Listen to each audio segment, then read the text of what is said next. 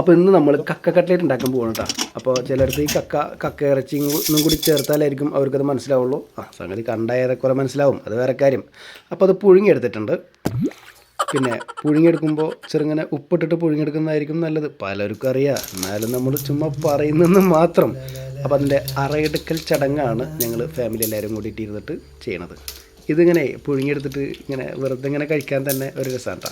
അപ്പോൾ അതിൻ്റെ ഇടയിൽ കൂടെ അതും നടക്കും.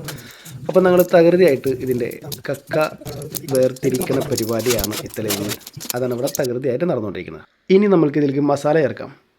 ഒരു സ്പൂണ് മുളക് പൊടിയും, പിന്നെ 1/2 സ്പൂണ് മഞ്ഞൾ പൊടി, ഒരു 1/4 സ്പൂണ് ഗരം മസാല, പിന്നെ നമ്മുടെ നല്ല ജീരകവും പെരിഞ്ജീരകവും പൊടിച്ചത് ഒരു 1/4 സ്പൂണ്, ആവശ്യത്തിന് ഉപ്പും, പിന്നെ കുറച്ച് വിനെഗറും കൂടി ചേർത്തിട്ട് അത് ഒന്ന് മിക്സ് ചെയ്തെടുത്ത് കഴിഞ്ഞാൽ നമുക്ക് മസാല ഏറെക്കുറെ റെഡിയാണ്.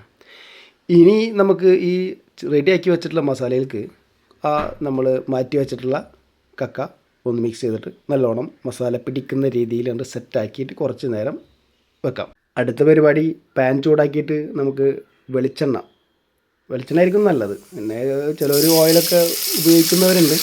എന്തായാലും വെളിച്ചെണ്ണയുടെ ആ ഒരു ടേസ്റ്റ് അത് തന്നെയായിരിക്കും കുറച്ചും കൂടി നല്ലത്. അപ്പോൾ അതൊരു മീഡിയം ഫ്ലെയിമിൽ അതങ്ങനെ ഇരിക്കട്ടെ, ഒന്ന് അടച്ചു വെക്കാം. ഈ സമയം കൊണ്ട് നമുക്ക് വേണ്ട ഉരുളക്കിഴങ്ങ് അത് നമുക്ക് ഒന്ന് ബോയിൽ ചെയ്തെടുക്കേണ്ടതുണ്ട്.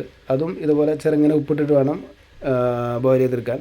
നന്നായിട്ട് ആ വിസ്ക് വെച്ചിട്ട് നന്നായിട്ട് ഉടച്ചോട്ട് നല്ലൊരു പരുവാക്കിയിട്ട് വേണം അതുണ്ടാവാൻ. അങ്ങനെ നമ്മുടെ കക്ക ഇറച്ചി സെറ്റായിട്ടുണ്ട്. അപ്പോൾ ഇതിൻ്റെ പണി ഏറെക്കുറെ കഴിഞ്ഞിട്ടുണ്ട്. ഇനി നമുക്ക് അടുത്ത പരിപാടി നോക്കാം. അപ്പോൾ എണ്ണ ചൂടായിട്ടുണ്ട്, സവാള വഴറ്റുന്ന പരിപാടിയാണ്. അതും അങ്ങനെ പതുക്കെ തട്ടി ആ പരിപാടികൾ നടക്കട്ടെ. അത് കുറച്ച് നേരം അതിൻ്റെ ആ പ്രോസസ്സ് നടക്കട്ടെ. അത് കഴിഞ്ഞ് വെളുത്തുള്ളി ഇഞ്ചി പേസ്റ്റാണ് നമ്മളത് അതിലിട്ടിട്ടുള്ളത്. അപ്പോൾ അതങ്ങനെ ഇളക്കൽ അത് നടക്കട്ടെ. മിക്സിങ് വെൽ മിക്സിങ് നടക്കട്ടെ. അത് കഴിഞ്ഞ് മല്ലിപ്പൊടി ഇട്ടിട്ടുണ്ട് 1/2 സ്പൂണ്, മഞ്ഞൾപ്പൊടി ഇട്ടിട്ടുണ്ട് 1/4 സ്പൂണ്, പിന്നെ അതേപോലെ നമ്മൾ നേരത്തെ ഇട്ട ഗരം മസാല 1/4, അതേപോലെ ഒരു 1/2 സ്പൂണ് നമ്മുടെ കുരുമുളക് പൊടിയും. ക്രഷ് ചെയ്യാത്ത കക്ക. അപ്പോൾ നമ്മൾ സെറ്റാക്കി വെച്ചിട്ടുള്ള ആ കക്ക ഇറച്ചി അതിലിട്ടിട്ടുണ്ട്. ഇനി അതും കൂടി എല്ലാതും കൂടി മിക്സ് ചെയ്യുക. പിന്നെ നമ്മുടെ പൊട്ടാറ്റോ അത് നന്നായിട്ട് പൊടിച്ചത് അതും ഇനി അതിലിട്ടിട്ട് നല്ല പോലെ അങ്ങോട്ട് മിക്സ് ആക്കുക. സെറ്റായി വരട്ടെ അല്ലേ. അതിന് മേലെ ചെറുങ്ങനെ നമുക്ക് മല്ലിയില അതൊന്നിട്ട് ചെറിയൊരു മണത്തിന് നല്ലതാണ്, അതവിടെ കിടന്നോട്ടെ അല്ലേ. അപ്പോൾ അതൊന്ന് വെന്ത് വരുമ്പോൾ ശരിക്കും അതിൻ്റെ ഒരു മല്ലിയിലയുടെ ചെറിയൊരു ടേസ്റ്റ് വരും, ആ ഒരു മണം കൂടി കിട്ടും. ആ മണം നല്ലൊരു ഇതാണത് അല്ലേ. അതെ, വീണ്ടും പഴയ പോലെ ഇളക്കൽ. നമുക്ക് ഫ്ലെയിം ഓഫ് ആക്കാം കേട്ടോ. നമ്മൾ ഹാർട്ടിൻ്റെ ഷേപ്പിലാണ് കട്ട്ലേറ്റ് ഉണ്ടാക്കാൻ പോകുന്നത്.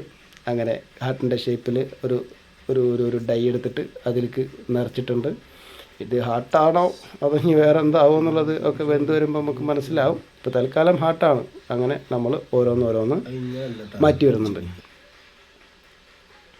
പടപട പരിപാടികൾ നടക്കട്ടെ. പരിപാടികൾ ഇങ്ങനത്തിലുള്ള നമ്മളെ ഹൃദയത്തിൻ്റെ ആകൃതിയിലുള്ള കട്ട്ലേറ്റൊക്കെ ഒന്ന് എടുത്തിട്ട് ഇനി എണ്ണയിൽ മുക്കി പൊരിച്ചെടുക്കണം. പക്ഷെ മോള് സ്നേഹത്തിൻ്റെ ഭാഷയാണ്. പടച്ചൊനക്കാരൻ്റെ കോയില റബ്ബേ. സ്നേഹത്തിന് കറണ്ട് ഇനിയിപ്പോൾ ഇരുട്ടത്ത് സ്നേഹം കാണേണ്ടി വരും. അപ്പോൾ നമ്മൾ മുക്കി പൊരിക്കാനുള്ള എല്ലാവരും ചെയ്യുന്ന പോലെ തന്നെ നമ്മുടെ കോഴിമുട്ട അതൊന്ന് ബ്ലെൻഡ് ചെയ്ത് വെച്ചിട്ടുണ്ട്. അതിൽ റസ്ക് പൊടി മിക്സ് ചെയ്തിട്ട് സംഗതി ഇനി തുടങ്ങാൻ പോകണം. മുക്കിപ്പൊരിക്കാൻ പോവുകയാണ്. അടുത്ത പാൻ വെച്ചിട്ടുണ്ട്, എണ്ണ ഒഴിച്ചിട്ടുണ്ട്. എണ്ണ ഒന്ന് ചൂടായി വരാൻ നമ്മൾ വെയിറ്റ് ചെയ്യുന്നുണ്ട്. ചൂടായി. ഇതാ എണ്ണ ചൂടായതും അശിമോൾ അവളുടെ ദൗത്യം വളരെ മനോഹരമായിട്ട് ചെയ്യാൻ തുടങ്ങിയിട്ടുണ്ട്. അപ്പോൾ ഒരു ഭാഗം വെന്തത് മറിച്ചിടുന്നുണ്ട്. അങ്ങനെ പ്രോസസ്സിങ് നടക്കട്ടെ. അപ്പോൾ ഇനി ഏറെക്കുറെ സെറ്റായിട്ടുണ്ട് ഇത്രേ.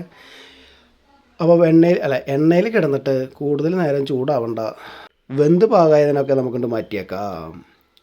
സംഭവം എങ്ങനെയുണ്ട്, കാണാൻ ഭംഗിയുണ്ടാ? ചെറിയൊരു ഹാർട്ട് ഷേപ്പിലൊക്കെ മാറ്റം വന്നിട്ടല്ലേ, എന്നാലും കുഴപ്പമില്ല. സംഗതി പൊട്ടിച്ച് നോക്കുമ്പോൾ ഉള്ളൊക്കെ ശരിയാണ്, നന്നായിട്ട് വെന്തിട്ടൊക്കെ ഉണ്ട് കേട്ടോ. എന്നൊന്ന് കഴിച്ചു നോക്കാം, എങ്ങനെയുണ്ട് നോക്കാമല്ലോ അല്ലേ. എങ്ങനെയുണ്ടോ മോനെ? കഴിച്ചിട്ട് പറയും എങ്ങനെ ഉണ്ടെന്ന്. പറ സൗദ. പോരട്ടെ. നല്ല ടേസ്റ്റ് ഉണ്ട്. മതി, അത് കേട്ടാൽ മതി. അപ്പോൾ എല്ലാവരും ഒന്ന് ട്രൈ ചെയ്തിട്ട് വിവരം അറിയിക്കുക. Okay, by.